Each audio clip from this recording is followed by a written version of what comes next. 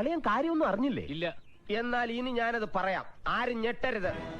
ദ്വയാർത്ഥ പ്രയോഗം നടത്തി പിന്നാലെ നടന്ന് നിരന്തരം അധിക്ഷേപിക്കുന്ന വ്യക്തിക്കെതിരെ ഹണി റോസ് ഇന്നലെയാണ് പേരെടുത്തു പറയാതെ സമൂഹമാധ്യമത്തിൽ പോസ്റ്റ് ഇട്ടത്. ഇതിനു താഴെ അശ്ലീല കമന്റ് ഇട്ട കുമ്പളം സ്വദേശിയായ 60-കാരൻ ഷാജിയാണ് പോലീസിന്റെ പിടിയിലായത്. നടിയുടെ പരാതിയിൽ എറണാകുളം സെൻട്രൽ പോലീസാണ് പ്രതിയെ പിടികൂടിയത്.